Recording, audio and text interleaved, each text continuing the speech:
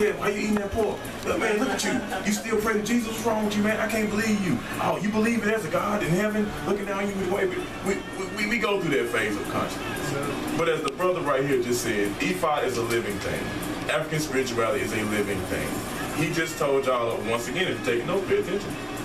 Just because you practice Ifa does not mean you cannot commingle with people who do not do what you do. Because Ifa is not a religion. It's a spiritual system in which you use divination in order to keep you on your path. You Muslim brothers call you deen. Everyone knows when you're going through, the Muslim faith, you got to stay on your deen. That's where that concept comes from. We're going to tie a lot of it into later, but for those who don't know, that's your path. So he just said something very clear. You have to humble yourself to work with an individual that you're in close quarters with in order to protect your family. Because that's what Ifa deals with. If you look at a lot of the Ifa rituals and incantations and invocations, a lot of them are actually protection rituals and protection methods. Maybe because the people who had this culture was under attack from someone else. Just saying. So, so just a little bit to think about. I'm telling you, you might want to get your pen and pad out because we're dropping a lot of heavy knowledge on y'all, and it's coming from a lot of love. You got a lot of energy in the building. This air conditioner is blowing on easily 62, but I'm hot. It's warm in here. It's a symbol of a lot of ashe. It's hot in here. It's a lot of highly visible, highly melanated brothers in here. So sisters, call in. You got any questions? Yeah, yes sir. That melanin, that carbon, it heats you up. So anybody got any questions, the call-in number is 404-461-9466. We have Ade right here. Explain to the people. Now this is a brother that came from the continent. This is a brother who traveled the globe.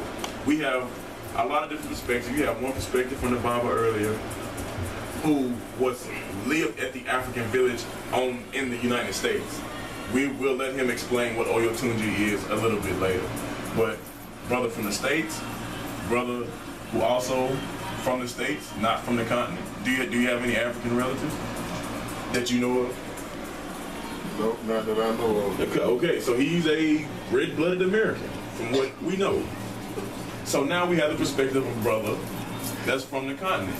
Because people tend to forget, there's a big difference between slavery and colonization. Big difference. So this brother experienced the after effects of colonization, not in one nation, but another nation. So tell us, throughout your travels, how did you come to Ifa, and how has Ifa changed and affected your life currently? For me, tremendously. The first time I heard about Ifa, as you could see, I'm actually talking properly at the moment.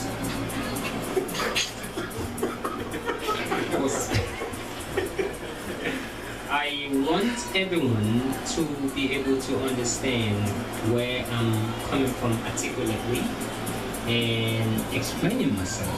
The first time I came to Ifa I was 8 years old when I went to Nigeria. I was so brainwashed to the brains to actually think I was not black.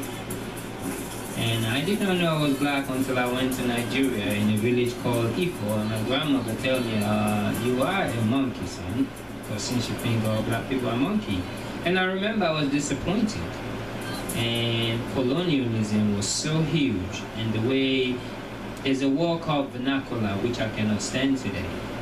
And I remember in the classrooms, can you believe somebody would tell someone, how would you feel if someone goes to the UK or here and tell them to only speak Yoruba in the classroom and not speak English? Everybody